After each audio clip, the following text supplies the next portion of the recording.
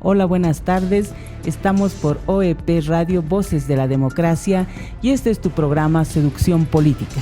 Este programa estará dedicado a revisar la importancia que tienen los partidos políticos en un sistema democrático, pero sobre todo revisaremos la historia de nuestros partidos políticos bolivianos y su presencia en todas las elecciones que hubieron desde la reconquista de la democracia en 1982, después de derrotar a los gobiernos militares. Es importante también destacar que en esta fase de lanzamiento del programa Seducción Política vamos a tener entrevistas con los representantes de los partidos políticos en vigencia, o sea, aquellos que están acreditados y tienen personería jurídica ante el órgano electoral plurinacional. Pero las entrevistas no solamente serán a los partidos políticos ni representantes, sino también analistas y expertos en materia política, democracia y electoral. El programa Seducción Política se difundirá todos los martes, de modo que nos estaremos viendo y nos escucharemos una vez a la semana. Bienvenidos. Seducción Política.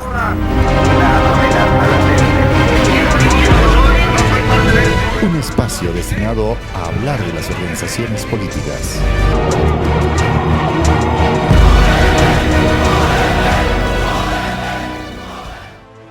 A continuación les presento el microprograma Conquistadores Políticos, que en esta ocasión nos explicará qué es un partido político, cuántas elecciones se vivieron en la democracia boliviana reconquistada y qué organizaciones políticas participaron en las justas electorales. Vamos pues, con Conquistadores Políticos. Soy una mujer aymara de 42 años de edad. Yo no vivo de los partidos políticos, he trabajado toda mi vida y los partidos políticos no tienen ninguna importancia, influencia en mi vida. ¿Y fuiste a votar en las últimas elecciones? La verdad es que hace años que evito votar, no me gusta ir a votar. Voy, pero voto nulo. ¿Cuántos bolivianos y bolivianas opinarán lo mismo, pero realmente saben qué es un partido político? Hoy, en el programa, hablaremos de los representantes políticos.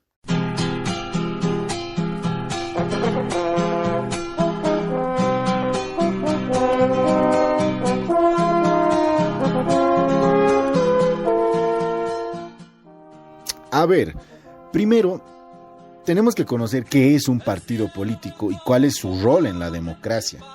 Bueno, un partido político es un grupo de personas que debe tener la capacidad de contener las demandas de la población respecto a la formación de decisiones, políticas de la clase y estratos diversos de la sociedad. Pero a ver, para ponerlo de una manera más sencilla, un partido político debe tener un plan para generar políticas para todos los grupos de personas que viven dentro del país. Personas que trabajan en instituciones, en empresas, que venden en la calle, peluqueras, aparapitas, absolutamente todas las personas.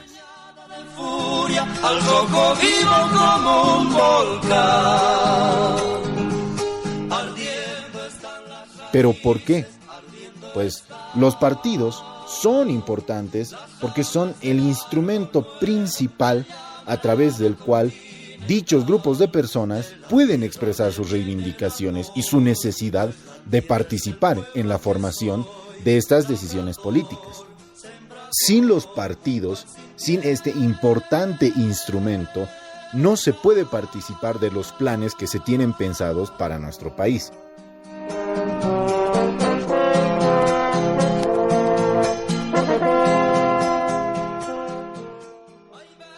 En consecuencia, lo ideal es que cuando vayamos a las elecciones, cuando vamos a votar por un partido, debemos saber qué es lo que nos plantea, qué planes tiene el partido de nuestra preferencia.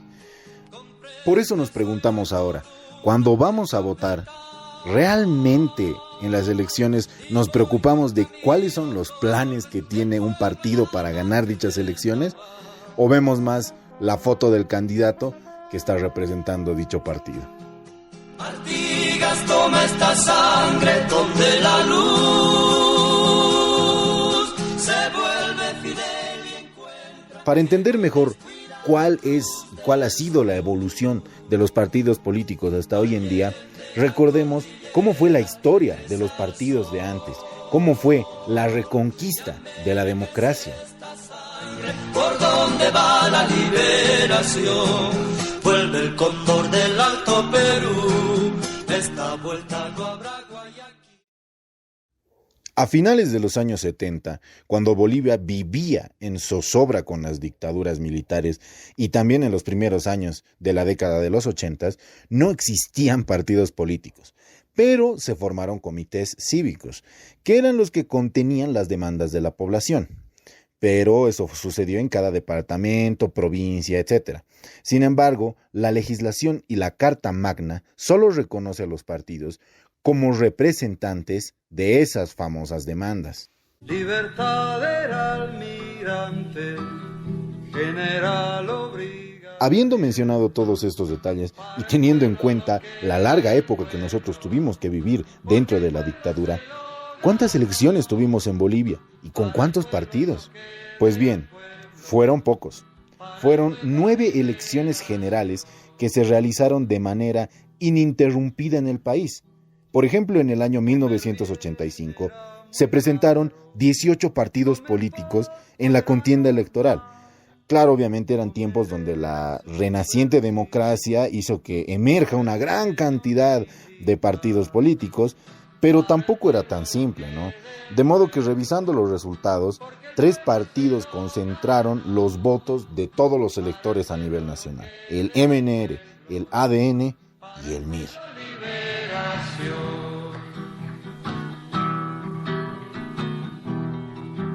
Eran actos de violencia.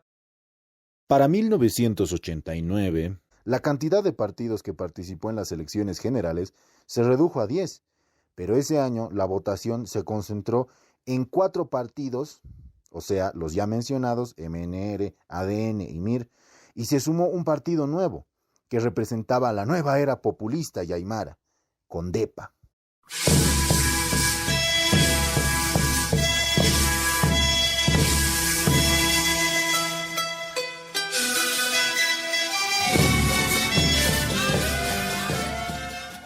La siguiente elección general fue en 1993 y esta vez incrementó el número de partidos políticos que participaron. Esta vez fueron 14, pero ¿cuál era la diferencia? Que se sumó a los partidos ya mencionados UCS, otro partido populista que pasó a concentrar votos.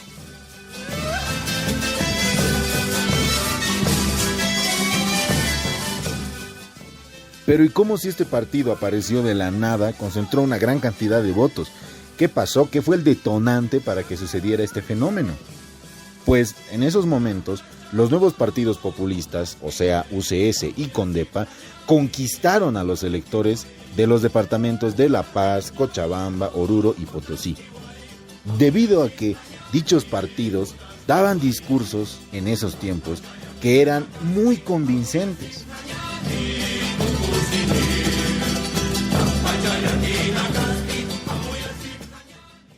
Para 1997, otra vez, se redujo la cantidad de partidos que participaron en las elecciones generales. Solamente participaron 10 partidos, pero los votos igualmente se vieron concentrados en los 5 partidos ya mencionados, o sea, los de siempre: MNR, ADN, MIR y los 2 populistas, CONDEPA y UCS.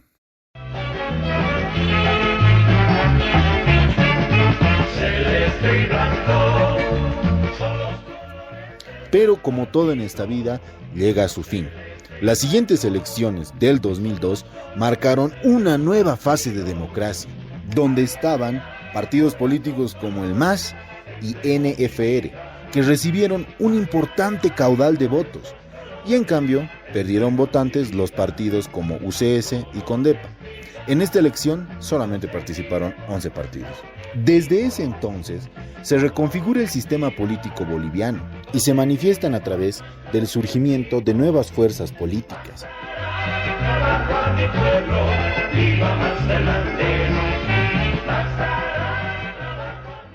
Hasta hoy en día, 8 es el promedio de partidos políticos que participaron en las elecciones generales de 2005, 2009, 2014 y 2020. Y el que mayor cantidad de votos concentra es el MAS. En el siguiente programa de Conquistadores Políticos te presentaremos La Metamorfosis. No te lo pierdas. Seducción política. Una amenaza latente. Estamos retornando nuevamente en nuestra radio OEP Radio y en nuestro programa Seducción Política, que es un programa, ya habíamos dicho, dedicado a las organizaciones políticas, a analizar la presencia de estos principales instrumentos dentro de nuestra democracia. Y estamos ahora con el jefe de departamento del CIFDE, Omar Santa Cruz Soriano, quien nos va a hablar un poquito del sistema de representación política. Él es un amplio conocedor de este tema, por eso le hemos invitado para que nos hable, nos adelante, ¿qué es un sistema de partidos, de representación política en un Estado?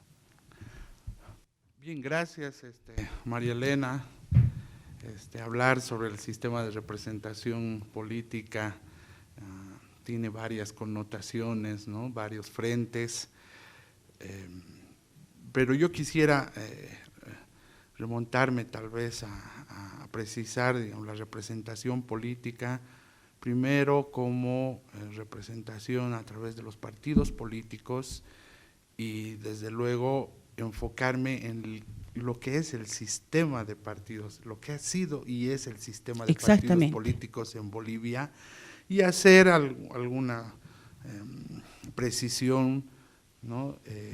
De este sistema, ¿no? de representación que estaba organizado solamente por partidos políticos, después amplía, ¿no? su formato, ¿no? de organizaciones hacia las agrupaciones ciudadanas y recientemente hacia las organizaciones de las naciones y pueblo indígena originario campesinos para conformar también un sistema de representación ya no exclusivamente basado en partidos políticos, sino, ¿no? en nuevas organizaciones de representación, ¿sí?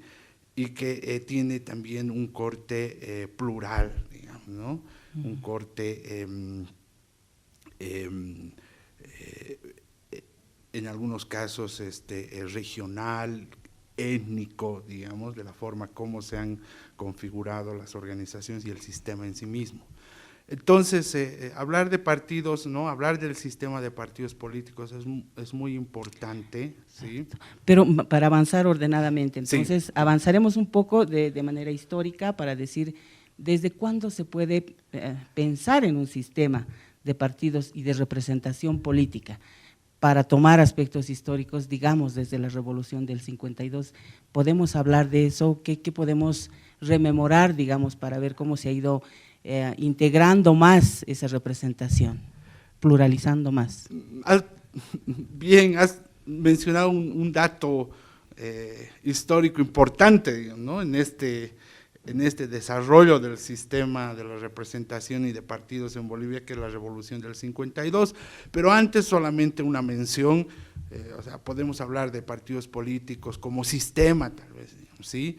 ya a partir de después de la Guerra del Pacífico, con el surgimiento del Partido Liberal y el Partido Conservador, digamos, ¿no? en aquella época, precisamente diferenciados en torno, ¿no? a las tareas y los quehaceres de la posguerra, digamos, ¿sí? Ya. Después, digamos, podemos tomar una etapa todavía primigenia, digamos, ¿no? del sistema de partidos posterior a la Revolución Federal, tras el triunfo precisamente de la propuesta política, programática del Partido Liberal, digamos, ¿sí? La aniquilación del Partido Conservador, ¿no? surge un nuevo partido, que es el Partido Republicano, digamos, ¿no? Conformado por disidentes del Partido Conservador y también, disidentes de la propuesta liberal y obviamente del Partido Conservador que que había sido disuelto, digamos, ¿no? Tras la Revolución Federal. Entonces se conforma otro sistema de partidos entre el Partido Liberal y el Partido Republicano. Pero esos son dos antecedentes históricos, digamos, sobre lo que son, o la conformación de los sistemas de partidos y de la representación política en un ámbito, esto es bien importante, en un ámbito donde todavía sabemos, digamos, el sistema político era embrionario, se estaba organizando, el voto era censatario, es decir, ¿no? Eran partidos, digamos, que representaban, digamos, el espíritu de la época política de ese momento, digamos, ¿no?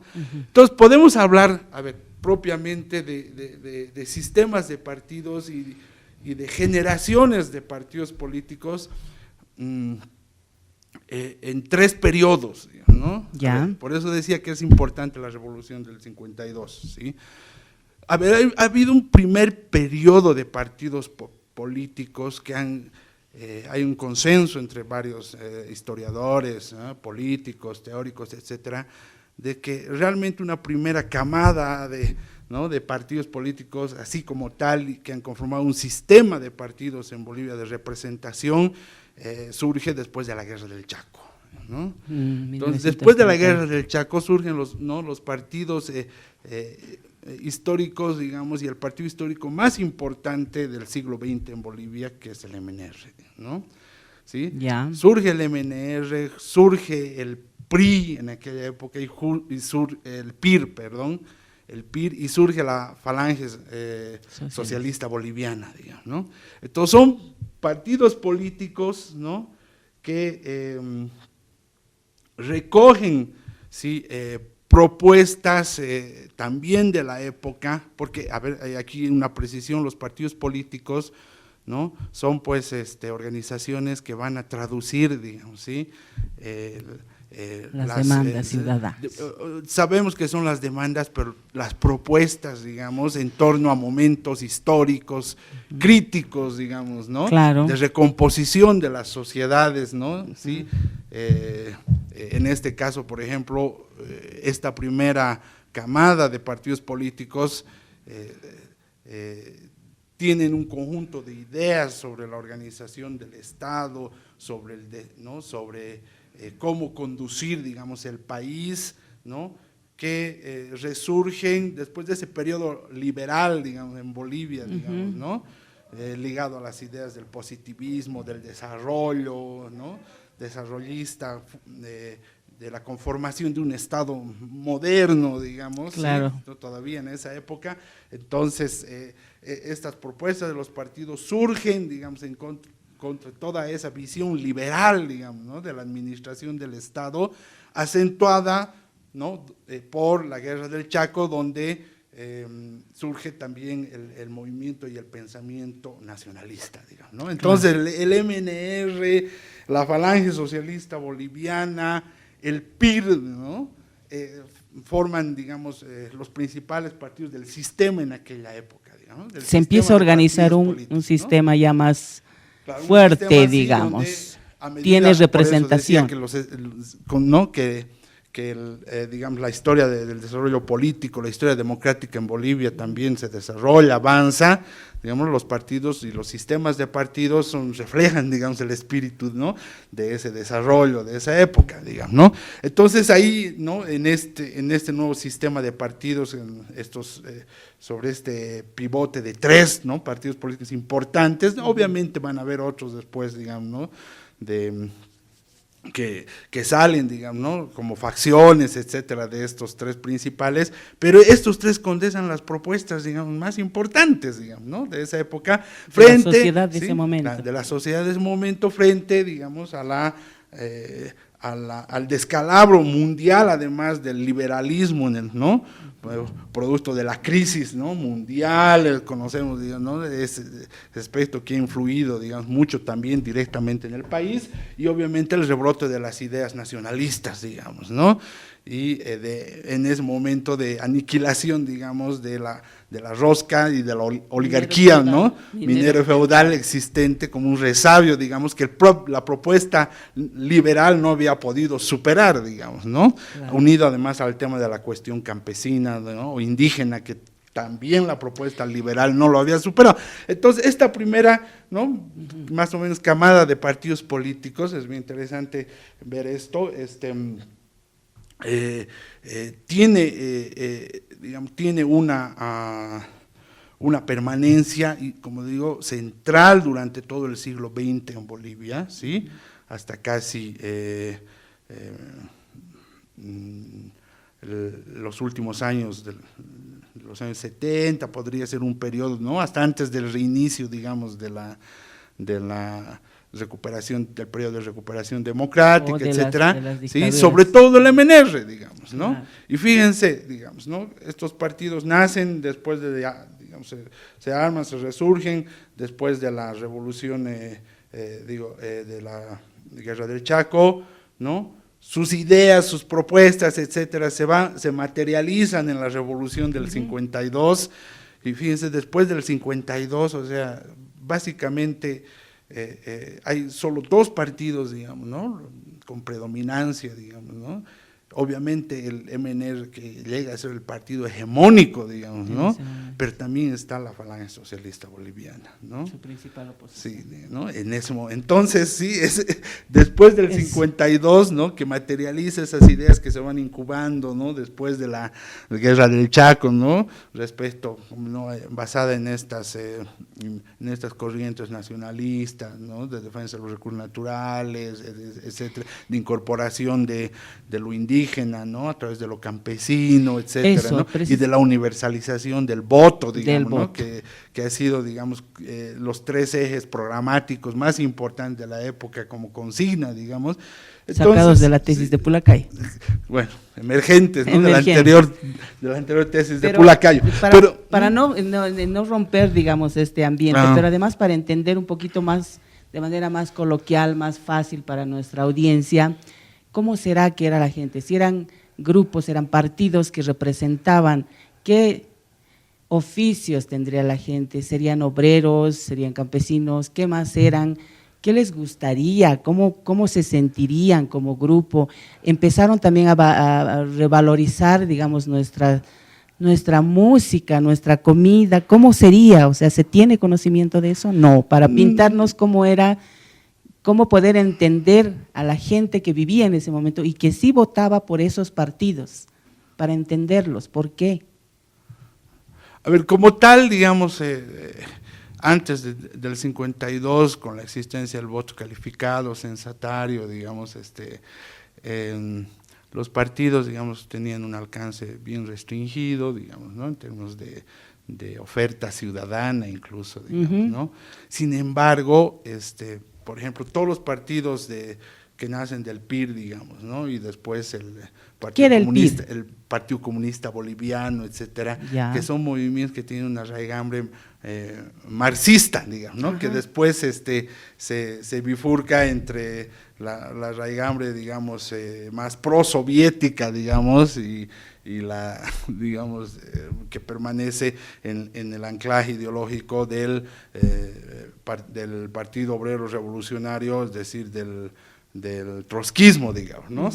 Pero estos son partidos, ¿no? Que empiezan a captar, ¿sí?, la simpatía, la preferencia de sectores, ¿no?, ligados obviamente con el naciente movimiento obrero en Bolivia, digamos, ¿no? Ese que había en ese momento ya existe, digamos, lo que no hay ahora. Pues, digamos, ¿no? Para entender un poco a la sociedad y la transformación de por qué van votando por esos partidos. Entonces, por eso, ¿no?, es que, digamos, no basados, digamos, en la necesidad de generar, digamos, impactados además por la revolución rusa, digamos, ¿no? Y la propuesta, la apuesta por un programa, digamos, ¿no?, de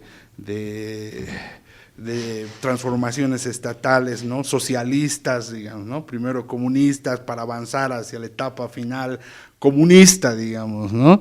Entonces, empiezan a capitalizar, ¿no? Toda, ¿no? Esa preferencia de estos sectores, digamos, todavía incipientemente obreros, ¿no?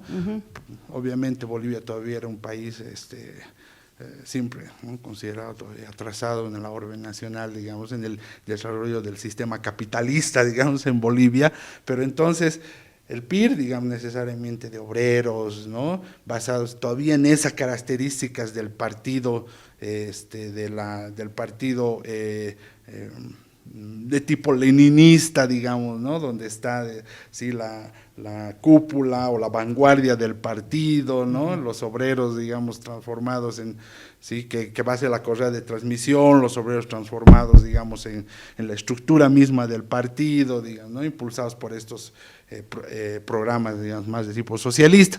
Por el otro lado, el MNR, ¿no? Que se cuaja y se cautiva, ustedes saben, en lo que en ese momento sería la clase media, digamos, ¿no? de esa época, exfuncionarios que no tenían mucha relevancia, digamos, política, ¿no? Pero que han sido, digamos, funcionarios de Estado, de la llamada rosca oligárquica en aquella época, algunos otros intelectuales, etcétera, digamos, ¿sí? Que empiezan a jalar y ahí lo interesante, logran articular, ¿no? Una propuesta que además no solamente basada en nacionalistas, etcétera, nacionalización de los recursos, ampliación de la participación política, etcétera, se articula con los sectores periféricos y además la ciudad, ¿no? Y el campo, mejor dicho, ¿no? Claro. Entonces esos nuevos actores o ese nuevo actor político, digamos, que logra articular el MNR, digamos, ¿no? Y la falange socialista boliviana, digamos, ¿no? que reagrupa, digamos, ideas, ¿sí? Del subsímil falange en la España, digamos, de aquella época, digamos, ¿sí? Como una propuesta más, podríamos llamarlo ahora, digamos, de derecha, digamos, ¿sí? Pero que ligada a, digamos, a los mismos términos, digamos, ¿no? Desarrollistas, ¿no? Estado, etcétera, pero con una visión, digamos, anticomunista, digamos, ¿no? Antisocialista, digamos, ¿no? Que era el otro proyecto que había en Europa, digamos, ¿no? Claro. En aquella época. Entonces, digamos, se van configurando así, digamos, ¿sí? Las organizaciones políticas, ¿no? Y los actores. Y decía, esta primera etapa es importante porque esta primera etapa, ¿sí? Retomando un poco, que de esta primera generación de partidos que nace después de la guerra del Chaco, pasa por la Revolución Nacional, digamos, y se extiende, más o menos hay consenso que puede ser hasta los albores, digamos, de los años 80, o sea, antes del periodo como tal, digamos, ¿no? De recuperación democrática, digamos, ¿sí? Durante, por ejemplo, post-revolución se van generando otras corrientes dentro de las mismas estructuras partidarias, digamos, ¿no? Del MNR sabemos, por ejemplo, sale el PRA, el partido, ¿no? De Walter Guevara, el primero que se descinde, luego después sale el MNRI, ¿no? De Hernán Siles Suazo, digamos, ¿no? Y lo mismo, digamos, digamos, a partir de esos partidos, ¿no? Se van faccionando, digamos, y el sistema de partidos, digamos, se amplía, ¿no? También después se ve reducido con ese largo periodo de dictaduras. A mí me gustaría mucho que en estudios nos pongan unas canciones que tenemos preparadas para rememorar cómo fue la historia, y para muchos que no han vivido en esa época, pero es esencial conocer, entender esas 3 canciones que me gustaría que suenen para que nuestro entrevistado pueda escuchar y a ver si con eso se acuerda de otras cosas más.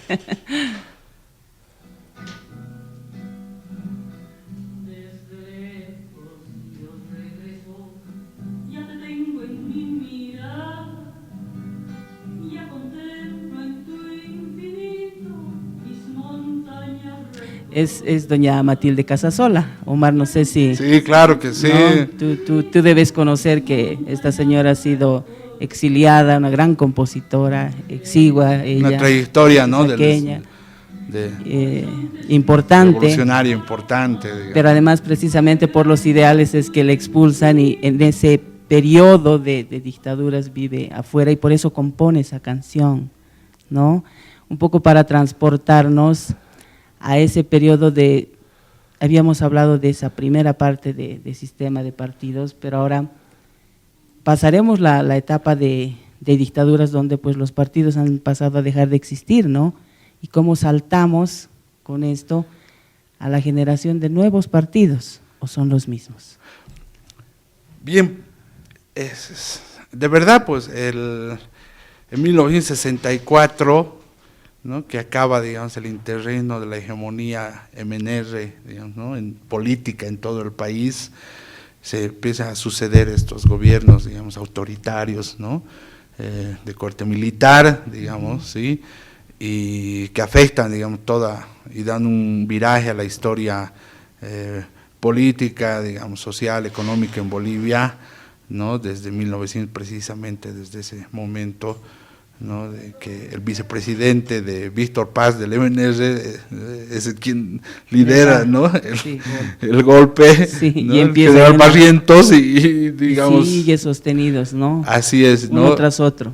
Y ¿no?, claro, y inicia, digamos, este periodo, ¿no?, de gobiernos autoritarios, militares, que llamamos de dictadura. Sin embargo, es importante, hablando del sistema de partidos, ¿no?, recalcar de que es precisamente, digamos, en este periodo donde vuelve a incubarse, digamos, otro grupo de partidos, ¿no?, políticos que llamamos ya de segunda generación, ya, ¿sí? Primero una corriente muy importante, ¿sí?, a partir de los años 70, digamos, ¿sí? ¿Cortamos? Ya, sigamos. Que es la del catarismo, digamos, ¿no? ¿Sí? Partidos indígenas que empiezan a surgir. Partidos indígenas con una predominancia central del movimiento revolucionario Tupac Katari, ¿no?, de liberación. Que ya tienen el título porque antes estaban agrupados o concentrados o sumados, digamos, al MNR de alguna manera, ¿no? Sí, sí. Y el MRTA, digamos, ¿no? Y partidos, digamos, que después van a impulsar la organización de política del MIP, ¿no?, que era de Felipe Quispe, digamos, ¿no? Esta última temporada. Aunque Felipe Quispe ya fue diputado, si mal no recuerdo, del MRTA en una oportunidad previa, ¿no? Uh-huh. Entonces, por ejemplo, ese partido que nace, digamos, justo en las luchas, digamos, ¿sí?, resistencias, digamos, ¿sí?, del… ¿no?, contra la dictadura, etcétera, pero que nacen también con un proyecto. Ahora, ¿cuáles son los otros partidos? ¿Sí? Los otros partidos, del lado de la derecha, digo de la izquierda, ¿no?, en esa línea, digamos, más o menos para situarnos, ¿no?, en un referente, ¿no?, de orientación política entre izquierda y derecha, digamos, ¿no? Del lado de la izquierda también surge, ¿no?, el PS1 de Marcelo Quiroga Santa Cruz, claro, ¿no?, y surge el otro partido, digamos, icónico después, ¿no?, en el tercer periodo, de la tercera periodo de partidos, de sistema de partidos, que es el MIR, ¿no?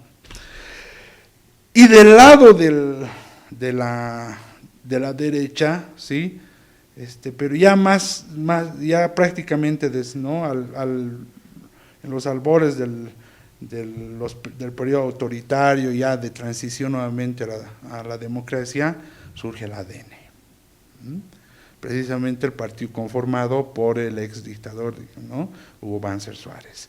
Entonces, esta tercera gama, ¿no?, camada o generación de partidos, o segunda generación de partidos políticos, o sea, se alza sobre los resultados alcanzados del proyecto de la Revolución Nacional, ¿no? Y dice, muy bien, el proyecto ha prometido esto, ¿sí?, nos ha prometido esto, y en este periodo, digamos, ¿no?, hasta el 64 de hegemonía política del MNR y posterior de las dictaduras que han continuado, ¿no?, bajo otro formato político, lógicamente, pero era inminentemente, el programa era lo mismo, basado, ¿no?, en el Estado, digamos, ¿sí? El Estado como conductor del desarrollo, ¿sí? Eso no cambió en nada, digamos, durante todo ese periodo. Entonces, partidos dicen que qué lindo, digamos, ¿no?, la revolución, etcétera, el Estado, la construcción del Estado, los proyectos de la modernidad, de la modernización, etcétera, pero no cuajan, digamos, ¿no? Entonces surge como una respuesta, digamos, también a esta construcción, digamos, a estos resultados considerados fallidos, digamos, ¿no?, de la Revolución Nacional, para poder organizar nuevas propuestas, ¿no?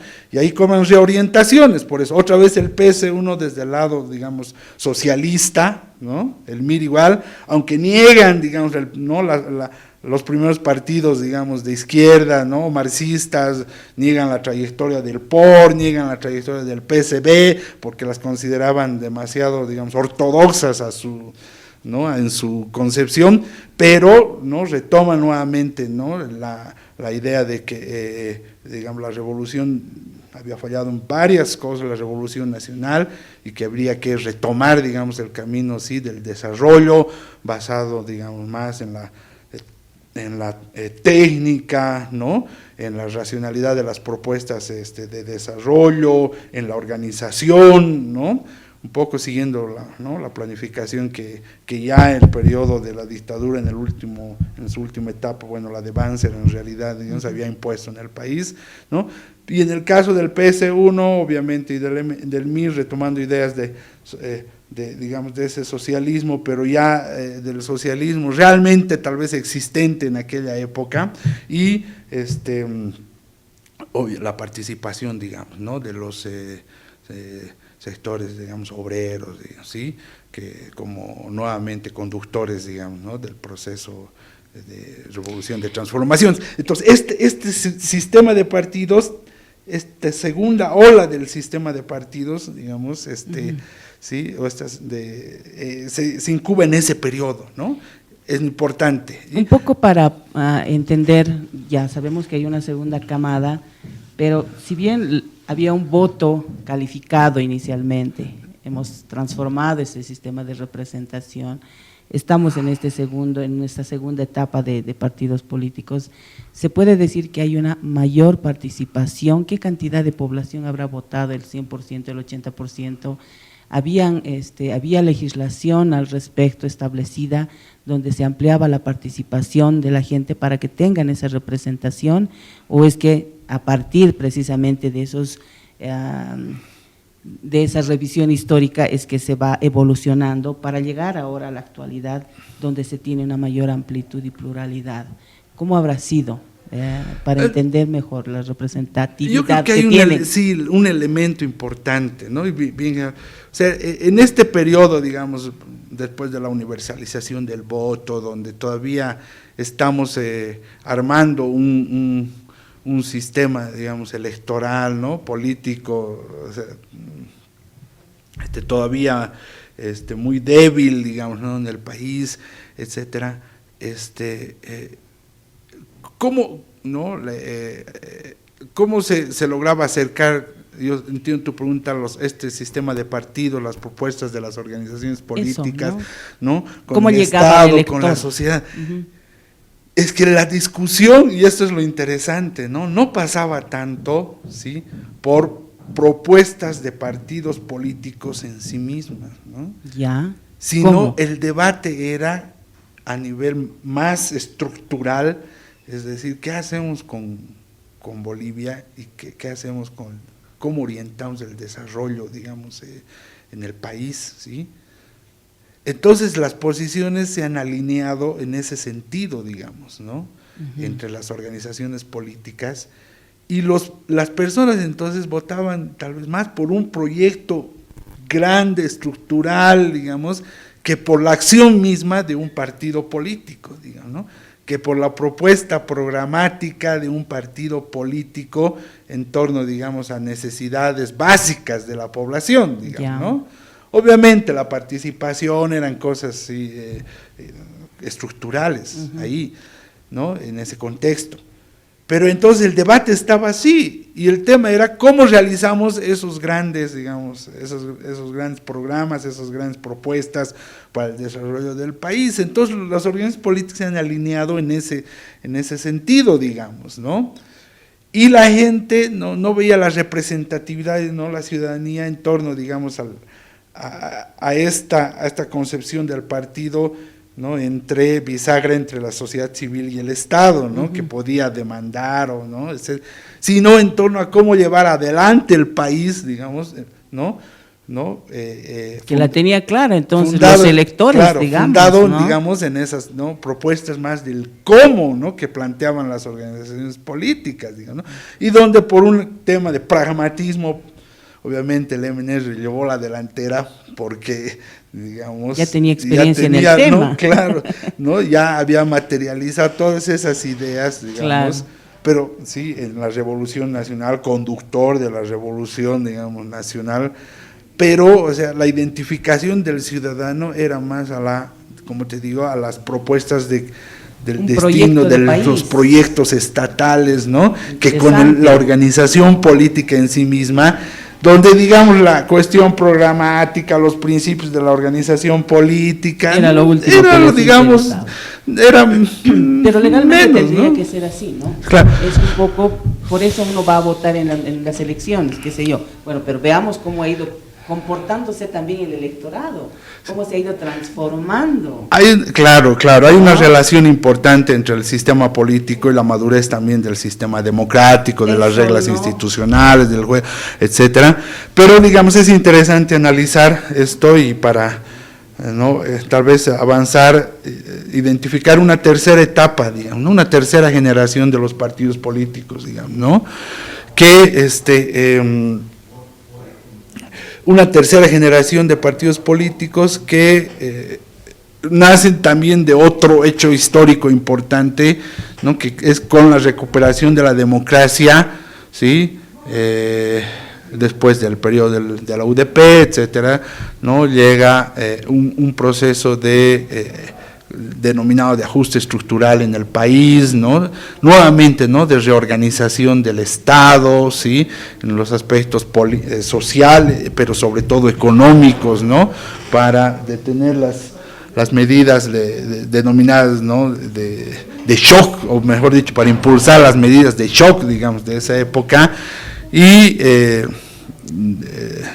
por ejemplo, del proceso electoral de 1985, el primero que se llevó a cabo después de la recuperación democrática, ¿no? No nos olvidemos que el 78 y el 79 hubieron dos elecciones, ¿no?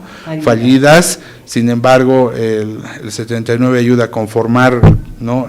el Parlamento, el gobierno del año 82, de la recuperación democrática. Para organizar las nuevas elecciones. ¿Sí? Y después el 85, bueno, ya se hacen las elecciones nuevamente.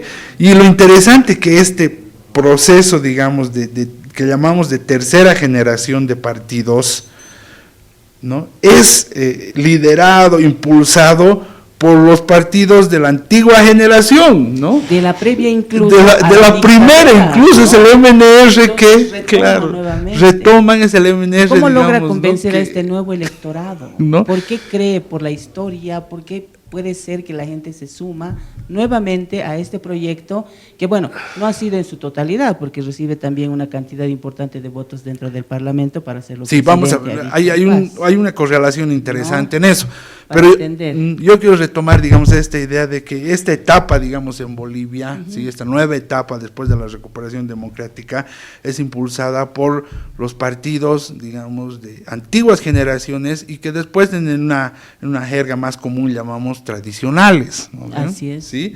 Entonces el MNR, ¿no? Potenciando el MIR, la ADN, ¿no? Que logran construir, digamos, el trípode de los partidos más importantes, digamos, ¿no? Después de 1985 y la recuperación democrática, son los que organizan el nuevo Estado en Bolivia a partir de tres ejes, ¿no? De los tres ejes del consenso, lo llamaba por ahí, digamos, Salvador Romero, ¿sí? ¿Cuáles son esos tres ejes, digamos, ¿no? Primero, economía basada en propuestas, ¿no? Líneas directrices liberales, neoliberales, ¿sí? Democracia representativa y el eje importante del multiculturalismo, digamos, ¿no? Hay que desmenuzar esos conceptos. Entonces, sí. Que nos pueda entender de qué se trata, porque ya no son los mismos electores que era ese proyecto político en sí mismo que contenía una forma de hacer país, de crecer y desarrollar, sino era otro estilo, no sí. Eran otros los electores, ya se había transformado, ya no eran los mismos campesinos, ya no eran los mismos obreros, quizás sí, el sector de la minería se conservó. Entonces, para entender un poco al electorado, porque ellos son los principales responsables porque emiten el voto a los partidos políticos, ¿no? Claro. Un poco para entender. Ahora, en ese sentido, digamos, yo quería acabarse ya, porque en realidad los partidos de tercera generación, ¿no? Que denomino de tercera generación, ¿no? Nacen, digamos, de toda esta, o en este contexto de transformaciones, ¿no? A través del país, ¿sí? Estructurales, que les llamamos, ¿no? De aplicación del programa de ajuste estructural, etcétera, ¿sí? Pero bajo el cobijo, digamos, de esos partidos tradicionales, ¿no? Entonces, ¿cuáles son estos partidos, digamos, que nacen, ¿sí? En esta tercera generación, y ahí vamos a entender un poco la relación con el electorado. Por ejemplo, son partidos como CONDEPA y UCS, ¿no? Que le hemos los llamado, partidos, ¿no? populistas. De raigambre populista, digamos, ¿no? Por un lado. Pero también, digamos, nacen otros partidos importantes, digamos, ¿no? Como recuerdo el Movimiento Sin Miedo, ¿sí? Sí, que son esa última temporada ya, ¿no? Así es. La última fase, digamos, del siglo pasado. Así es, pero que, digamos, son parte de esta, ¿no? Y que empiezan a nacer en las regiones, además. Incluso, ¿no? Además, el propio movimiento al socialismo. En realidad, ¿no? se va transformando, ¿no? Sí. Porque era MIR, se transforma en MBL, de MBL sale Movimiento Sin Miedo, Exacto, y luego se concentra, ¿no? Lo que… Bueno, exacto, claro, sale de la fracción del MBL, digamos, ¿no? Del MIR, ¿no? Del MIR claro. Tradicional, digamos, ¿no? Que se fundó. Pero, digamos, estos partidos, sí, nacen… Movimiento Sin Miedo, el propio MAS, ¿no? En esta tercera generación, digamos, ya de partidos políticos. Ese es para una segunda etapa de conversación que la los vamos partidos, a hacer. ¿no? Populistas, CONDEPA, UCS, etc., ¿no? Entonces, nacen con una propuesta, ¿no? Están capitalizando todo el descontento, en realidad, de la aplicación de las medidas neoliberales en Bolivia. De aquellos viejos partidos que habíamos hablado, de los tradicionales. Exactamente. El comportamiento de esos partidos ha guiado el nuevo voto del electorado para convertir y para transformar en otros partidos. Claro, es en términos de la aplicación programática que hacen esos partidos políticos tradicionales, ¿no? Ya basado, digamos, ¿no? En esos tres ejes. O sea, estos partidos, ¿no? Capitalizan ese descontento, ¿no? Estamos olvidando el ajuste estructural, ha sido una medida seria, ¿no? En Bolivia, ¿no? Ha desmovilizado, ha desorganizado todo el movimiento obrero, proletario, minero, las medidas ha empezado la precarización laboral, ¿no? Recordemos, digamos, ¿no? Todo lo que ha pasado en aquella época, digamos, ¿no? Todos estos programas que se han ajustado, digamos, ¿sí? El hecho, digamos, de que estos, como tú le decías, estos mismos partidos tradicionales ocupen, ¿no? El pivote, digamos, ¿sí? De lo que hemos llamado después la democracia pactada casi a lo largo de 20 años, donde, ¿no? Y ahora vamos a ver eso, cómo se relaciona el voto, ¿no? Con el sistema de partidos. No había más representación, ¿no? ¿Sí? Política, entonces, ¿no? Sectores, digamos, de periféricos de las ciudades, ¿no? Sectores, indígenas, etcétera, no se veían representados en estos, ¿no? En este sistema de representación, ¿no? En este sistema de partidos, ¿no? Entonces también se capitaliza todo ese descontento, digamos, ¿no? Y el otro gran gran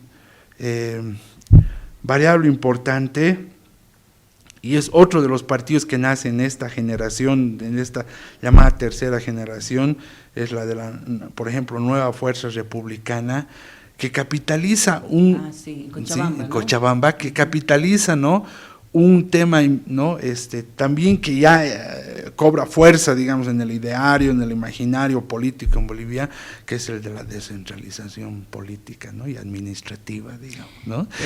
Omar, me gustaría muchísimo de verdad, en varios temas, has tocado temas fundamentales, además que hacen a la misma democracia y a los partidos en sí mismos, pero además a la integralidad que es este sistema de representación política. Me gustaría irnos a una pausa, por favor. Seducción política. Una amenaza latente. Atención San Julián. El órgano electoral plurinacional, a través del Servicio de Registro Cívico, Ceresi, ha abierto una nueva oficina desconcentrada.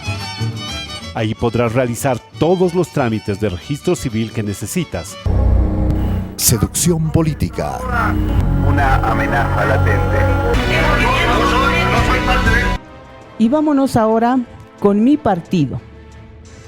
Esta es la historia, la personería jurídica, los estatutos orgánicos, los modos de organización interna de las organizaciones políticas, y eso además está elaborado en base a los documentos presentados ante el órgano electoral plurinacional. Vámonos con mi partido. Mi partido es un espacio donde se cuenta la historia, personería jurídica, estatuto orgánico y modos de organización interna de las organizaciones políticas en base a documentos presentados ante el órgano electoral plurinacional. Movimiento Nacionalista Revolucionario. En esta oportunidad hablaremos sobre la historia, personería jurídica y los modos de organización interna del Movimiento Nacionalista Revolucionario. La información fue extraída de su estatuto orgánico, subida en la página web del órgano electoral plurinacional. El MNR fue fundado el 25 de enero de 1941, aunque su fundación oficial se reconoce al 7 de junio de 1942. Es uno de los partidos políticos más importantes en la historia de Bolivia, debido a que liderizó las transformaciones político-estatales más importantes de la segunda mitad del siglo XX. El MNR nace junto a un destacado grupo de políticos e intelectuales capaz de interpretar el descontento social reinante en el país. El objetivo era unificar esfuerzos y definir posiciones en torno a las ideas nacionalistas del momento, que eran debatidas con insistencia, en base a una apropiada lectura de la realidad nacional. Su popularidad creció de manera arrolladora entre 1949 y 1951, logrando desencadenar una rebelión popular en unión con trabajadores mineros, obreros, policías y algunos sectores de la clase media, que dio inicio a la Revolución Nacional y a su triunfo el 9 de abril de 1952, una fecha que fue determinante en la historia de Bolivia. En este periodo, en base al programa de la Revolución Nacional, se realizaron grandes reformas políticas, sociales y económicas. Las principales medidas del gobierno de Paz Estenssoro fueron la nacionalización de las minas, el 31 de octubre de 1952, y su administración estatal mediante la creación de la Corporación Minera de Bolivia, Comibol. La reforma agraria, el 2 de agosto de 1953, paso importante en la época republicana por integrar el país y contribuir al desarrollo de una verdadera nación. El voto universal como una consecuencia lógica de una revolución de corte policlasista e integradora, y la reforma educativa de 1955 que dictó el Código de Educación que determinó modificaciones sustanciales en la estructura educativa boliviana. Todas estas medidas reconfiguraron el escenario, no solo económico y social del país, sino también la ruta ideológica, política, incluso jurídica de la revolución. Los fundadores fueron Víctor Paz Estenssoro como jefe, Hernán Siles Suazo, Carlos Montenegro, José Cuadros Quiroga y Walter Guevara Arce, entre otros. Gobernó el país por medio de las presidencias de Víctor Paz Estenssoro, Hernán Siles Suazo, Walter Guevara Arce, Lidia Gayler y Gonzalo Sánchez de Lozada.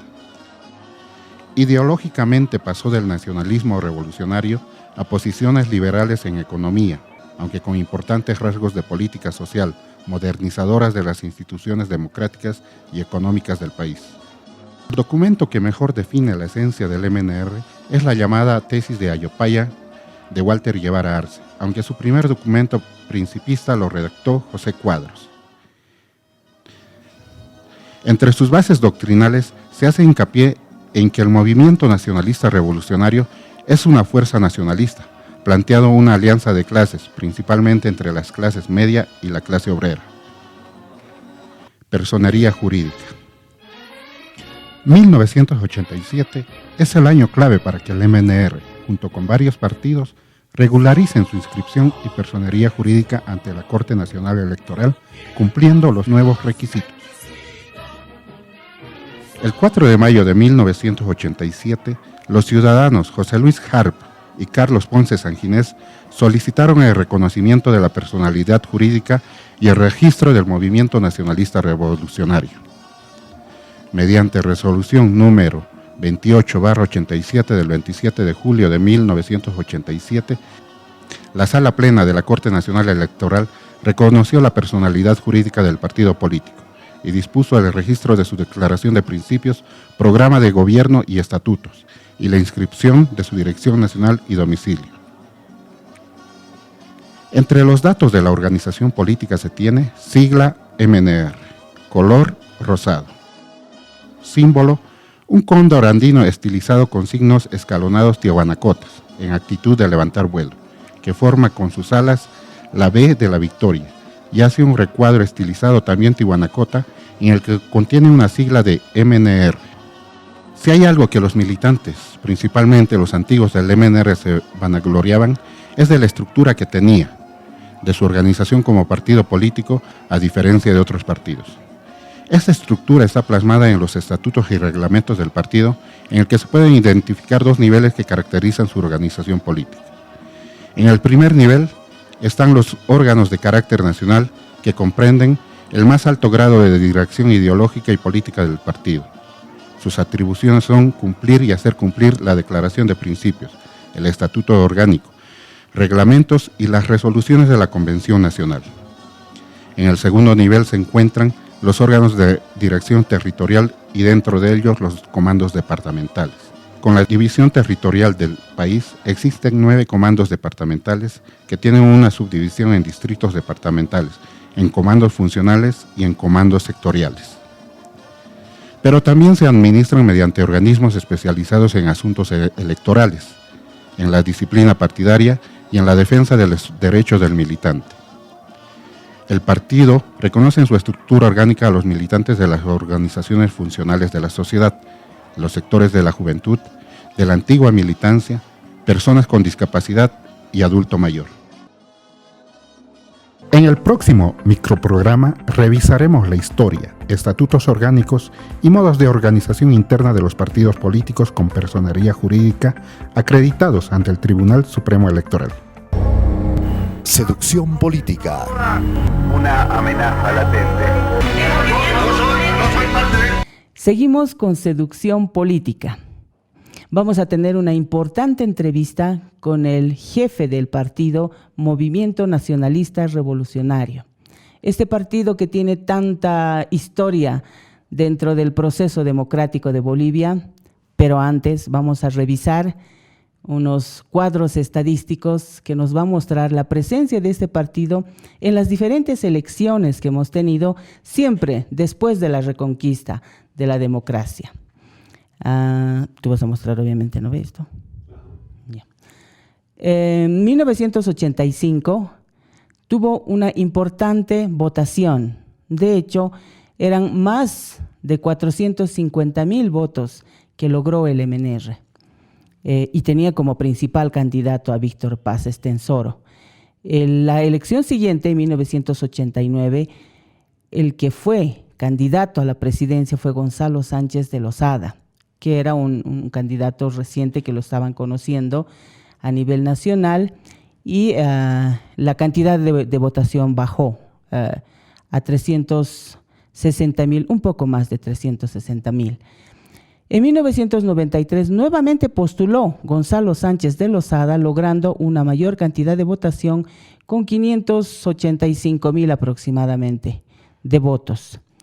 En 1997 el MNR tenía como candidato presidencial a Juan Carlos Durán y tenía alrededor de 396,000 votantes en esa elección.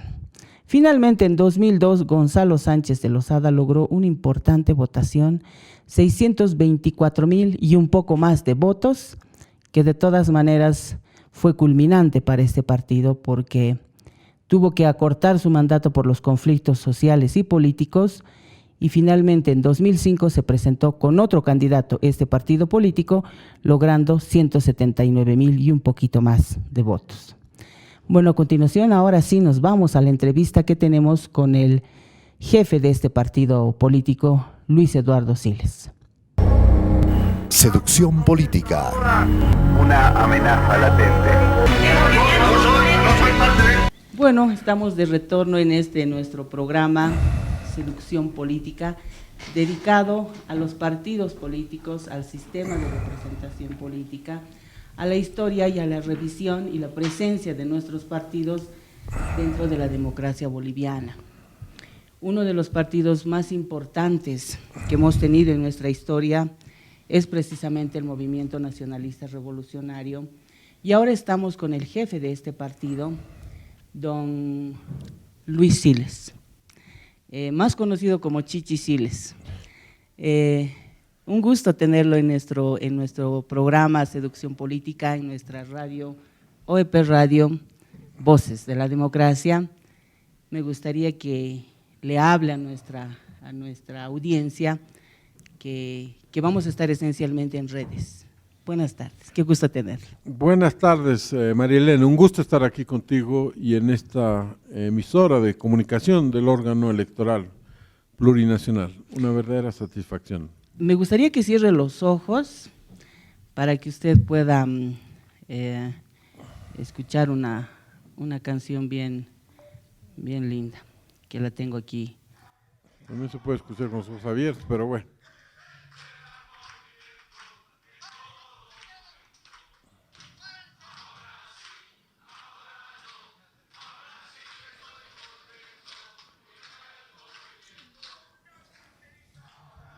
Es una canción tan representativa. ¿Qué sensación le causa al escuchar esta canción? Bueno, el MNR es un partido muy antiguo, ¿no? Se fundó en el año 1942, entonces es el único que tiene símbolos y tradiciones que van más allá del propio partido, o sea, que son un poco propiedad de todos, ¿no? O sea, nuestros padres, nuestros abuelos escucharon esas canciones, se criaron con esa música. Otros partidos no tienen música propia, digamos, ponen batucadas, en fin, pero estos son como canciones populares que en su época fueron muy cantadas por mucha gente, que se bailaban incluso no solo en los actos políticos, sino por ejemplo en Año Nuevo, en diferentes fiestas, en fin. Emociona que tengamos esa tradición, ¿no es cierto? Así como tenemos otro tipo de tradiciones bolivianas, culturales, las canciones del MNR son como una tradición, y el MNR es como una institución, con todos los vaivenes de la vida política, ¿no? Épocas buenas, épocas malas, épocas de luces, épocas de sombras, pero esos símbolos, los colores, las canciones, los poemas incluso son parte de la identidad de un partido, de una institución. Es como los equipos de fútbol, también tienen su identidad, sus canciones, sus tradiciones. Un poco para entender cómo ha sido, me gustaría saber qué tipo de electorado han tenido y les ha caracterizado, digamos, en 1952 y en los varios procesos electorales que les ha tocado participar, porque han tenido solo 3 candidatos en su vida después de la recuperación de la democracia: Víctor Paz, Juan Carlos Durán y Gonzalo Sánchez de Lozada. Y para conocer además como partido político cómo ha sido su formación, su estructura, su elección cómo elegían para que sea un candidato presidencial, para que tengan sus diputados, cómo hacían internamente, porque todos los electores desconocemos, si bien se sabe la historia y la trayectoria de este partido, se desconoce cómo han sido sus procesos internos que usted mejor que nadie nos puede explicar. Bueno, así como ha cambiado el país, han cambiado también los partidos, ha cambiado la comunicación, han cambiado muchas cosas, ¿no? Antes del 52, como todos sabemos, no votaba prácticamente nadie, ¿no es cierto? Solo votaba un puñado de varones en las ciudades que podían demostrar que tenían cierto patrimonio. Eso es lo único que votaban. No votaban las mujeres de ninguna clase, ni siquiera las mujeres pudientes. No votaban las personas que no tuvieran un patrimonio, que no supieran leer, escribir, en fin. Entonces las elecciones de antes del 52 las ganó Paz Estenssoro y Siles Zuazo en esas condiciones. Votaban muy pocos, igual ganaron. Y no se respetó ese resultado. No se respetó el año 51, entonces hubo el famoso mamertazo que recuerda la historia, que es el presidente Mamerto Urreolagoitia se hizo cargo del gobierno con un golpe militar. Eso generó la revolución del 52, que fue una verdadera revolución, porque murieron como 2.000 personas en enfrentamientos en la ciudad de La Paz. Y ahí los que habían ganado las elecciones del 51, o sea, Paz Estenssoro y Siles Zuazo, entonces ya fueron, juraron como presidente y vicepresidente del 52 al 56. Esas son épocas revolucionarias, ¿no es cierto? Es decir, donde todo era hecho al calor de la revolución, al calor del entusiasmo de los cambios, de la reforma agraria, de la incorporación del campesino, de la incorporación de las mujeres, pero no era con mucho apego estricto a la ley, porque la ley en una situación de revolución deja de existir, ¿no es cierto? Posteriormente ya se fue institucionalizando el país y el partido. Entonces, del 56 al 60 ya fue elegido Hernán Siles Zuazo, fue elegido presidente con 80 y pico % de los votos, porque obviamente el partido le había dado la facultad de que los hombres aymaras, quechos, las mujeres, los guaraníes, la mayor parte de la población pueda votar. Entonces, obviamente fueron a votar por el que les dio eso, ¿cierto?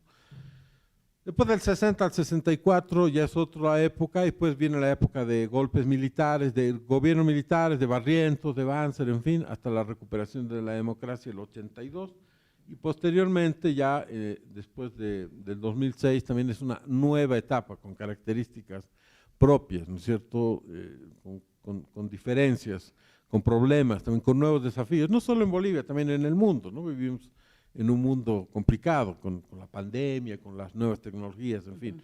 Pero esto ha sido todo un proceso, en la primera parte propiamente revolucionario, y después ya se fue institucionalizando. El MNR siempre practicó la democracia interna, es decir, que los militantes voten y escojan a sus dirigentes, que se junten en sus comandos zonales y escojan a sus dirigentes y voten por sus dirigentes.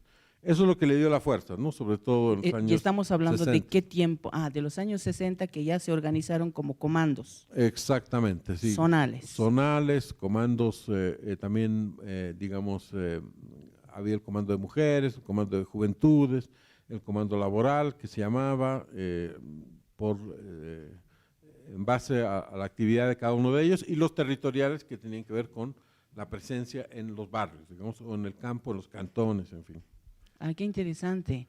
Ahora, ese tipo de decisiones que se tomaban, digamos, pasaban a un nivel central, y cómo estaba estructurado para saber cómo era la jerarquía más o menos de ese partido, porque la verdad es que al ser tan grande, tan importante, ha tenido que tener una organización bien importante, además, dentro de ustedes, saber cómo hacer las cosas para estar estructurados y haber llegado varias veces al gobierno, haber ejercido y tener un caudal importante y sostenido de votación, ¿no?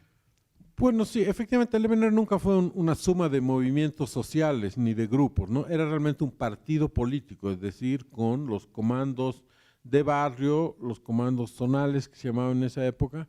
Esos delegaban una representación a un nivel departamental, y el nivel departamental a un nivel nacional. Y había antes la convención nacional del MNR, donde participaban 500 personas que venían de todo el país. Ese era el nivel máximo de decisión. Pero los que participaban en esa convención habían surgido realmente desde abajo, ¿no? Es decir, desde el barrio, desde la comunidad rural, y habían subido las gradas para llegar al nivel de la Convención Nacional. O sea, ¿cómo hacían? Pedían las demandas, capitalizaban las demandas en cada uno de los sectores, esos de los que me habla usted, para llegar al nivel nacional. En base a eso organizaban los planes para presentar dentro de los procesos eleccionarios, o quiero entender un poquito mejor. Bueno, un cierto número de puntos de lo que se llama la agenda pública, es decir, de la agenda de todos, de los temas que se hacen en el país, surgen no porque nadie los pida, sino porque son una cosa obvia, digamos, ¿no? Es decir, el año 52, considerando que no votaban las 3/4 partes de los ciudadanos, entonces la agenda obvia era que voten, que haya el sufragio universal. Lo mismo con la nacionalización de las minas, es decir, en esa época 3 personas básicamente eran dueños de todas las minas, Patiño, José y Aramayo. Entonces resultaba obvio que lo que había que hacer es que esto pase a ser propiedad del Estado boliviano y de todos los bolivianos. Con la reforma agraria podemos decir lo mismo, los habitantes del campo en esas épocas eran prácticamente esclavos de algún grupo de hacendados que vivían en las ciudades, entonces correspondía pues liberar a esta gente de esas ataduras y de esa situación. Ya después, cuando esos digamos desafíos centrales se llevaron a cabo, ya se formularon políticas públicas donde es importante decir de que se combinaba lo que las bases pueden pedir, pero también con lo que las personas entendidas en esa materia podían sugerir como políticas públicas, ¿no es cierto? O sea, habían personas que hacían la lectura. Yo pido esto, me tienen que dar esto.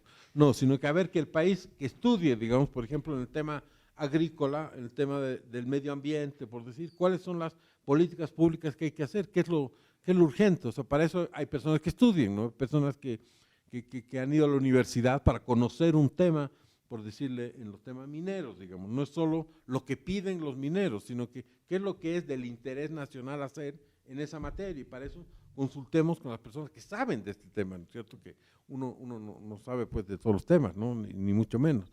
Entonces, combinar ambas cosas, lo que dice la gente con el estudio del problema y del área.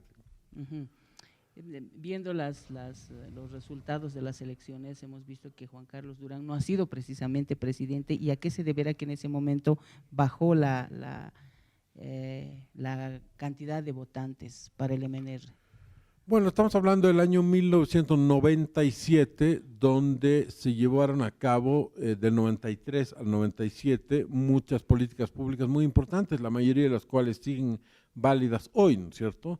Se critica, por ejemplo, la capitalización. Pues si no fuera por la capitalización, el gobierno de Bolivia durante los años 2000 no hubiera tenido la plata que tuvo, no hubiera habido el gas y no hubiéramos tenido la bonanza que disfrutaron otros. Pero durante el 93-97 fue el MNR el que hizo eso. También hizo la participación popular, que realmente fue una revolución a nivel de distribuir en el campo no solo recursos, sino poder político. También se cambió la Constitución el año 94, se incorporó a los diputados uninominales, se institucionalizó el órgano electoral. Con un acuerdo político, ¿no? Con un acuerdo, claro, pero no fue, digamos, con enfrentamientos, con muertos, no, con nada. O sea, fue hecho muy alejados de eso totalmente. Claro, pero posteriormente la Constitución se cambió en una forma, digamos, mucho más brusca por ser elegante, ¿no es cierto? No, claro. Del 93 al 97 se hizo esos cambios en paz y como dice la Constitución que se tenían que hacer, es decir, que se tenía que juntar a la Asamblea y ahí tenía que discutir y votar, y eso fue. Uh-huh. Entonces, esas medidas generalmente, las personas que cambian, los partidos en la historia que cambian cosas, los que se benefician, los que se perjudican con esos cambios, se dan cuenta inmediatamente del perjuicio que esos cambios les trajo. Y los que se benefician de esos cambios tardan en darse cuenta del beneficio del campo. Entonces, ¿cómo ocurrió en esos años? El partido y el candidato Juan Carlos Durán fue objeto de una crítica y misericordia y muchas veces injusta, que no mostraba la magnitud del cambio que significó la participación popular, la capitalización, y por lo tanto, por muy poco no ganó, pero bueno, obtuvo sí una buena votación, que es la pregunta que me hacías, ¿no? Bajado un poco la cantidad y la impresionante presencia que ha tenido el MNR en nuestra historia. ¿A qué debemos atribuir? ¿Cómo explicamos siendo parte de ese partido? Bueno, fue el 2003, digamos, lo que en nuestra perspectiva, hoy en día está muy de moda hablar de golpe, ¿no es cierto? El 2003 sí fue un golpe, ¿no es cierto? fue un envenenamiento del alma nacional, diciendo muchas cosas que después resultaron no ser tan adecuadas a la realidad. Y por lo tanto hubo un enfrentamiento y una situación muy dura de enfrentamiento, de muertes, en fin, y eso obviamente tuvo un impacto político en el partido, como es lógico que tenga. Y después ya es otra historia, ¿no es cierto?, lo que ocurrió después. Uh-huh. Bueno, pero ha sido a partir de eso, digamos, que ha reducido la presencia en los próximos procesos electorales que hemos tenido hasta este último año pasado. Entonces, ¿cómo vemos ahora el MNR? ¿Cómo está? ¿Cómo se está reconfigurando? ¿Cuál ha sido su fortaleza? ¿Cuál su debilidad para que en estos tiempos, en este siglo, después de haber sido tan importante, cómo se han equivocado o cómo están haciendo las cosas para mejorar como partido político? Bueno, o sea, desde el 2006 el terreno no ha sido nada favorable para ningún partido político. De hecho, hoy en día prácticamente tienen fuerza política ninguno, porque el terreno, repito, ha sido sumamente desfavorable. Aquí ha habido un objetivo que es acabar con los partidos políticos. Esto dicho, aquí estamos, los partidos de un lado como del otro, con todos esos problemas, con desafíos, pero aquí estamos.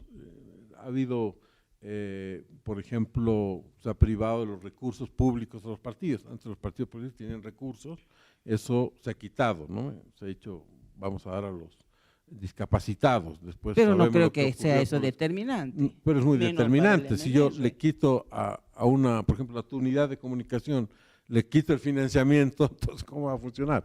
No es el único tema, pero es un tema, ¿no?, importante. Lo propio con un discurso antipartidos, ¿no es cierto? Lo propio con la judicialización de la política, ¿no es cierto? Es decir, se ha judicializado la política. Son muchas cosas que han ocurrido durante todos estos años, que no solo han afectado a este partido, sino a todos los partidos, y eso no quita, no obstante, que sigamos firmes en la lucha. Sí, no tanto como un discurso, ¿no?, sino como una revisión, una autoevaluación. Yo le planteaba un poco esta pregunta porque en realidad los partidos, como se llama nuestro programa, es seducción política. Han sabido en su momento seducir políticamente y estoy segura que no ha sido precisamente con los grandes recursos que muchas veces se les ha dado del Estado, sino que la gente, la mayor cantidad de población, sectores sociales, se han sentido identificados, ¿no es cierto?, con las políticas que ofrecían para mejorar el país. Y ahora, bueno, son los mismos bolivianos, los mismos electores. Claro que hemos cambiado, son otro tipo de funciones, ya no son campesinos, ya no son obreros, somos una diversidad. Eso me preocupa, o sea, ¿por qué no hay un sector todavía del MNR fuerte que supo conquistar, enamorar y seducir a ese electorado? Y de hecho ustedes están conscientes, por eso no se han presentado en varias elecciones. Supongo y presumo que es por eso. ¿O por qué no lo han hecho? Bueno, en realidad, para ser exactos a lo que tú decías al principio, ¿quiénes han sido los candidatos? Han habido algunos que no han sido mencionados, ¿no? Michaki Nagatani fue candidato del 2006, sí. Obtuvo algo así como 8% de los votos después del 2003, ¿no? Sí, había una presencia parlamentaria, etcétera. Después fue candidato Virginio Lema, aunque no tuvo mucho éxito, pero sí fue candidato el año 2019. Esas elecciones fueron anuladas, recordémoslo, sí, que hay el tema del fraude, en fin, todo ese contexto también pesa, ¿no? Que el partido tiene que hacer una autocrítica y reinventarse, sin duda alguna, pero que el contexto, tampoco podemos dejar de hacer abstracción del contexto y decir, no, todo está una maravilla para la democracia y para los partidos en Bolivia, tampoco están así, no sería justo, ¿no es cierto? Nuestra historia estos últimos años ha estado dominada por una presencia hegemónica, que es la presencia del MAS. Alguna vez lo fue el MNR también. Exactamente, y esa presencia con la voluntad de quedarse para siempre, ¿no es cierto? De ahí el debate de la reelección indefinida, si es un derecho humano, etcétera, que simplemente es la última etapa de una actitud que vino desde el 2006, o sea, la actitud es aquí, estamos nosotros, somos los únicos, no cuentan los demás. Eso también ha existido, digamos. No impide que hay que hacer esa autocrítica y que hay que reinventarse, sí, pero no podemos decir la democracia en Bolivia del 2006 hasta ahora ha funcionado como antes, ¿no? Nunca Ha le habido dije. muchos problemas. No, yo lo estoy diciendo. Ah, ya. Bueno, no, porque no estamos en ese ámbito, sino un poco de rescatar, pero además de su autorreflexión, y cómo hacer entonces para que sobreviva el MNR, ya sea en sus regionales, ya sea como nacional. ¿Cómo están haciendo ustedes? Bueno, que sobrevive, porque si no, no estaríamos No, están aquí, vivos ahora Exacto. todavía, sí. Pero esta crisis de los partidos políticos es una crisis mundial, ¿no es cierto? El sistema de partidos, que es el que predominó durante las últimas décadas, está en crisis no solo en Bolivia, independientemente de la dicotomía con el MAS, en fin. También en Estados Unidos hay una crisis de los partidos políticos, también en Chile hay una crisis de los partidos políticos. La ciudadanía hoy en día, los jóvenes, por ejemplo, hacen política con su celular, ahí dicen su punto de vista, votan, critican, opinan, y la estructura típica de los partidos, ya esa es una estructura que está obsoleta y que tiene que adecuarse, digamos, a las nuevas épocas, porque tampoco hay democracia sin partidos, ¿no? Es decir, entonces, los países donde, en Cuba, por ejemplo, solo hay un partido, digo, no hay varios partidos. Ahí no hay democracia. Pero hablaremos entonces, de MNR. Claro, ¿Cómo entonces... hacer? ¿O están pensando, o lo están haciendo, o se van a ausentar, o cómo se van a reforzar, cómo se van a nutrir con esta nueva generación de jóvenes, la tecnología, las enfermedades mundiales que nos han caído? ¿Cómo hacer, cómo transformarse, cómo mutarse, cómo reinventarse? No, hay que reinventarse y este es un proceso difícil, no es fácil, estamos en ello, hay que tomar nota de todos estos cambios que están ocurriendo, son cambios muy rápidos, los cambios tecnológicos, la disponibilidad de la información instantánea, las noticias falsas, las narrativas inventadas, todos son una realidad muy difícil.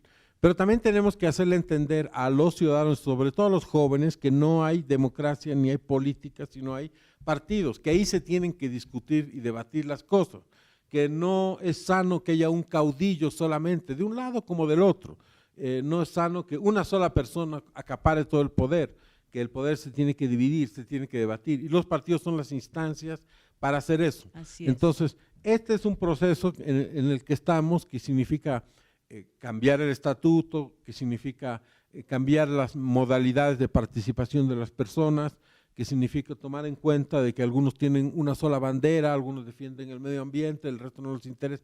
Hay que explicar, hay que debatir, en fin, hay que luchar contra la sobreinformación, contra la inundación de información muchas veces falsa, en fin, hay que digitalizar a las organizaciones políticas, hay que digitalizar al partido, es decir, hay que acostumbrarse a funcionar en redes, funcionar por celular, funcionar por Zoom, funcionar de esa forma. Son muchos cambios que hay que hacer y en eso estamos. Y ahora se presenta una oportunidad favorable en la medida en que no hay elecciones en el corto plazo y por lo tanto puede haber un trabajo de preparación de todos estos cambios estatutarios, económicos también, es decir, cómo se financia una organización, de mecanismos de participación, de digitalización y de aumentar el lugar del verdadero debate. Hoy en día ya no debatimos, ¿no? O sea, creemos de que poner en Twitter 3 líneas, eso es el debate, pero hay que sentarse, hablar, escuchar al otro, en fin, conocer los temas son complejos, ¿no? Los temas económicos, medioambientales, de la pandemia y todos los temas son difíciles, vivimos en un mundo complicado, se ha vuelto más complicado y se va a volver más complicado aún. Entonces eso hay que debatirlo en profundidad, hay que escucharse, en fin, hay que trabajar duro, en otras palabras. ¿Y usted desde cuándo es militante? ¿Desde qué año? ¿Cuántos años tenía? ¿Cómo se suma a este partido ahora que ya es jefe? Yo me tuve exiliado con mi abuela es doña Lida Geiler, yo siempre viví con ella afuera, sí, con mi mamá y ¿Su mi abuela hermana. por lado materno, paterno, cómo así? Materno. Ella era mamá. Mamá de mi mamá, sí. Interesante, mire. Entonces, yo viví fuera del país después del golpe de García Meza. O sea, usted se ha ido criando, digamos, en ese ambiente político, ya conociendo, digamos. Claro. ¿O no le prestaba importancia de chico? No, claro que le prestaba atención porque eso, digamos, diseñó nuestra vida, ¿no? O sea, el exilio, por ejemplo, es una cosa que uno conoce desde chico, ¿no? ¿Y dónde se fue a vivir? ¿Cómo fue la historia? Nosotros vivimos con mi abuela en Chile, después vivimos en Francia, después vivimos en México, y también en Inglaterra, sí, básicamente. ¿Hasta cuántos años estaba fuera del país? Estaba hasta mis 16, por ahí. Yo personalmente volvía, digamos, no podía volver, yo venía de vacaciones, porque era niño, ¿no? Pero ella y mi mamá vivían afuera, sí, o sea, no podían volver. Y después vino el golpe de García Meza, el año 80, y ahí fue otra etapa ya de más grande de seguir viviendo afuera, y los gobiernos militares hasta el 82, ¿no? Y fue ahí que se vino a vivir definitivamente. Fue el 85, sí, el 85. Sí. Que se sumó al MNR. Sí, yo realmente vi que era un partido que representaba los ideales de este país, que había hecho muchas cosas buenas, que no había hecho solo cosas buenas, también había hecho cosas malas, por supuesto. Todos los partidos y todas las personas tienen luces y sombras. Así es. Y me entusiasmó la convicción de quienes en ese momento dirigían el partido, y después me pareció muy importante no irse del partido cuando el partido está mal, digamos, ¿no? Como se ha vuelto también muy común en Bolivia. O sea, una organización está mal, entonces yo no soy de eso, me voy a la otra. No, pues uno tiene que ser consecuente y estar en su línea en las buenas y en las malas, claro. No solo en las buenas. Ya, entonces se suma en 1985, ¿usted tenía cuántos Más años? precisamente creo que el 88 por esas fechas. Para imaginarme, digamos, era un joven de cuántos años que decide ser parte y era jefe de comando. ¿Cómo ha sido su proceso evolutivo dentro de su estructura partidaria? Yo tenía algo así como 25 años y yo he subido todos los escalones que se puede subir en la jerarquía del partido, es decir, ser jefe de un barrio en la elección del 92, era del barrio de Calacoto donde yo vivía.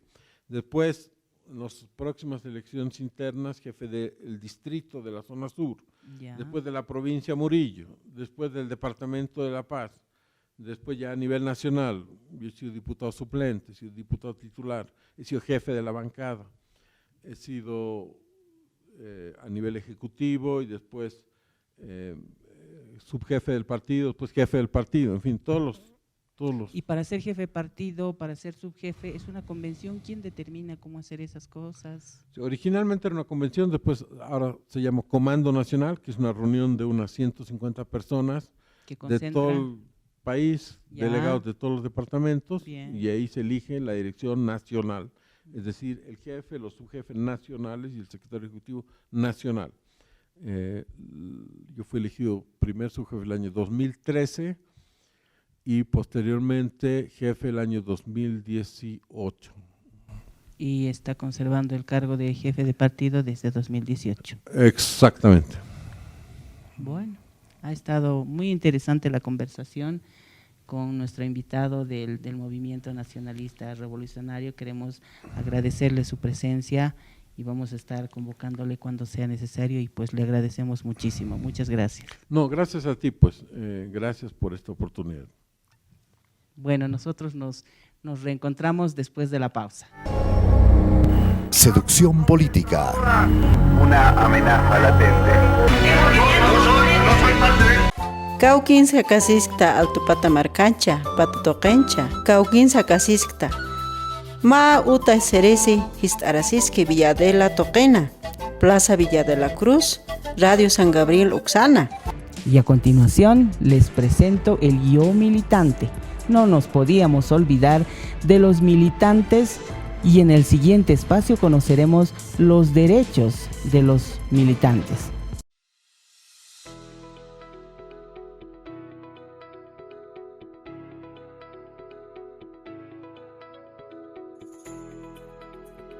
Hola, ¿eres de algún partido político?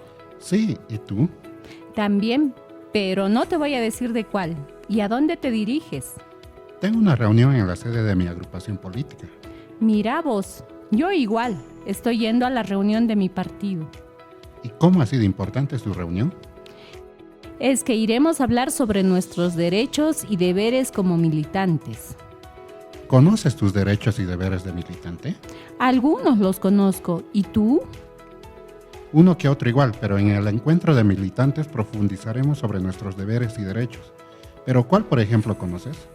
Por ejemplo, el hecho de ser militante es una decisión libre y voluntaria, porque nadie nos puede coaccionar o presionar de ninguna forma. Además, puedes inscribirte de individual o colectivamente. Es decir, nadie te puede obligar por ningún motivo, ¿será? Claro, solamente tú puedes decidir si quieres ser militante de algún partido político o agrupación ciudadana. Bien, ¿y cómo decidiste ser una militante? Fue de manera voluntaria. Una amiga me invitó a las reuniones del partido del que ahora pertenezco y me gustó la forma en cómo trata de hacer un cambio en la ciudadanía. Y dan importancia a las mujeres, que es lo que más me interesa. ¿Y vos, cómo fue que te inscribiste a tu partido? Yo ingresé de manera colectiva con mis hermanos y primos. Mis papás y tíos son acérrimos simpatizantes del partido en el que estoy. Ellos nos acercaron de a poco y bueno, nos comprometimos con las ideas del partido. Es decir, ¿los obligaron? No, para nada. Empezaron a llevarnos a sus reuniones y nos gustaron las ideas que manejan respecto al cambio de visión de país. Oh, suena interesante. Me gustaría intercambiar tus ideas con las mías, pero será en otra oportunidad. Ya llegó el bus que me llevará a la sede de mi partido y de allí al TC. La próxima vez seguimos revisando sobre los derechos y deberes de los militantes. Chao, que te vaya bien. Chao, chao.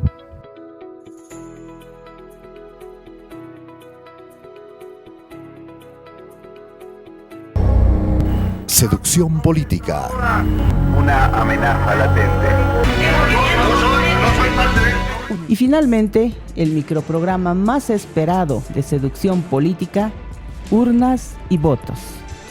Urnas y Votos es un programa para revivir la democracia en Bolivia, porque nos narrará acontecimientos políticos y detalles importantes que aportaron a la evolución de la representación política.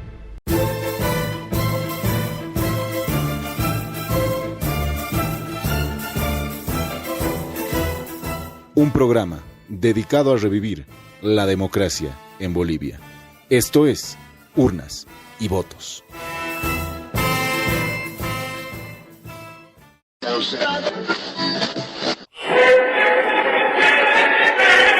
Se comunica a la población que a partir de la fecha el país se encuentra bajo el control nacional de la Junta Militar. Se recomienda a todos los habitantes el estricto acatamiento a las imposiciones y directivas que emanen de autoridad militar, de seguridad o policial.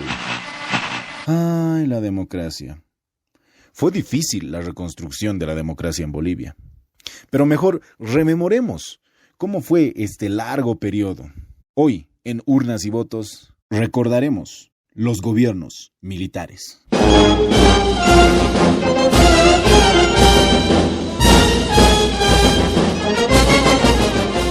En 1964, el general René Barrientos le da golpe de Estado a uno de los presidentes más recordados por la nación boliviana, Víctor Paz Estenssoro.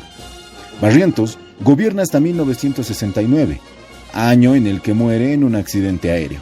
Posterior a esto, el vicepresidente Luis Adolfo Siles sube al poder. Este mismo año que asume la presidencia Siles, es destituido por el general Alfredo Obando, y este es depuesto por el general Juan José Torres, comandante de las Fuerzas Armadas en ese momento. Pero, ¿cuál es la diferencia de este golpe de Estado y los demás? Torres asume como presidente en un levantamiento popular, con participación de trabajadores, organizaciones campesinas, movimientos universitarios y su grupo de militares, obviamente. Tampoco ejerció mucho tiempo la presidencia, porque el general Hugo Banzer Suárez, en ese momento ministro de Educación, le da un golpe de Estado y gobierna desde el año 1971 hasta 1978.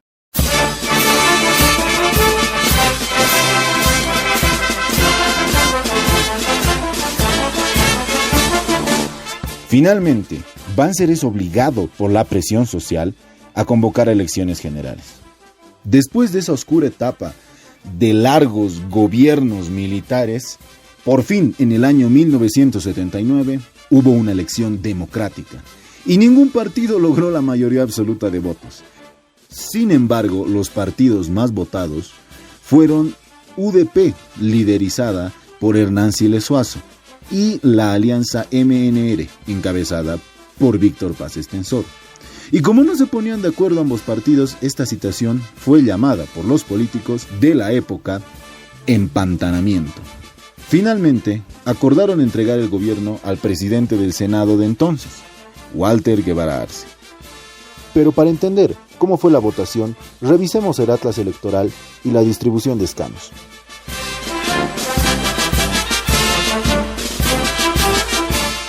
La alianza MNR logró 64 parlamentarios.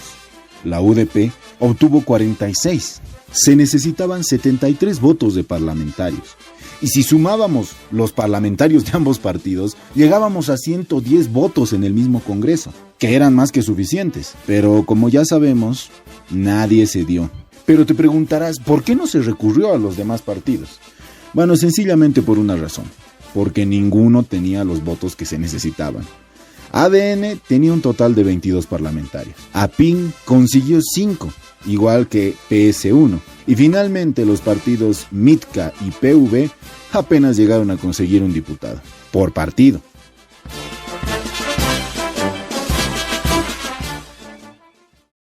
¿Qué fue lo más importante de esta elección? Pues, aunque no lo creas y la verdad suene muy descabellado, fue la primera vez en Bolivia que se utilizó solo una papeleta, como hoy en día, donde se encontraban todos los partidos políticos. La famosa papeleta multicolor y multisigno. Pero, ¿cuál es la importancia de esta papeleta? Bueno, anteriormente, cada partido político tenía su propia papeleta, lo que abría muchas posibilidades de manipulación de votos. Pero bueno, volviendo al presidente Walter Guevara Arce, finalmente fue posesionado el 6 de agosto de 1979. Pero poco duró su mandato. 3 meses después, en noviembre, volvieron los golpes de Estado. Esta vez fue el coronel Alberto Natush Buch, que ejecutó la masacre de Todos Santos.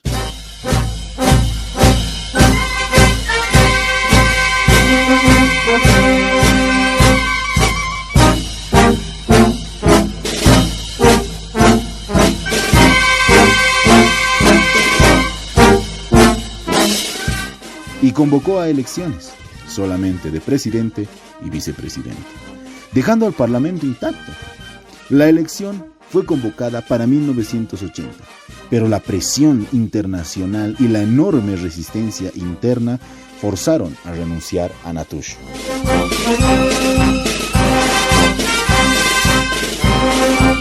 Esta vez, los partidos con representación en el Congreso se pusieron de acuerdo y entregaron la presidencia de la República a Lydia Gayler, la primera presidenta mujer en Bolivia, en ese momento presidenta de la Cámara de Diputados.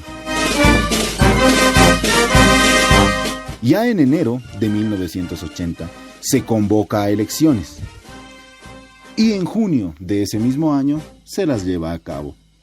Pero un mes después, en julio, el 17 de julio exactamente, Luis García Meza, en ese momento comandante del ejército, irrumpe el gobierno imponiendo lo que él llamó Gobierno de Reconstrucción Nacional. Y su intención era gobernar 20 años.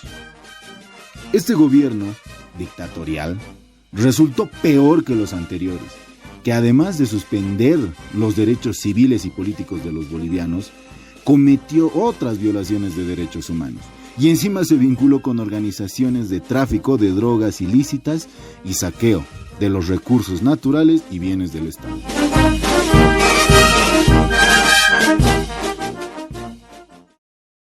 Lo cierto es que García Meza duró poco más de un año como presidente, porque lo sucedió una junta militar triunviral, compuesta por comandantes de las 3 fuerzas militares del Estado: Fuerza Armada, Naval y Aérea. Pero te preguntarás, ¿qué pasó con los resultados de las elecciones de 1980? Pues bueno, el golpe de Estado de García Meza impidió que sus parlamentarios electos asuman sus cargos, pero lograron ejercer estos mismos desde octubre de 1982, fecha en la que se eligió en el Congreso el primer gobierno del periodo democrático.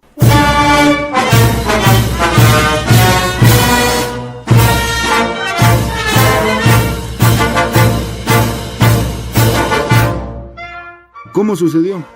Pues ganó la Unión Democrática Popular, UDP, liderada por Hernán Siles Suazo. Ganó con 38,7% de votos, pero en el Parlamento no existía una mayoría que tenga la mitad más uno de los 130, o sea, 66 parlamentarios.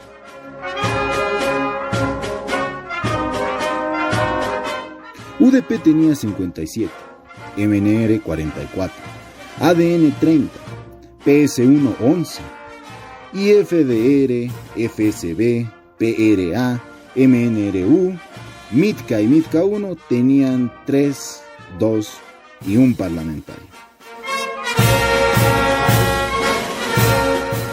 Lo cierto es que la UDP ganó y le toca gobernar a Hernán Siles Suazo.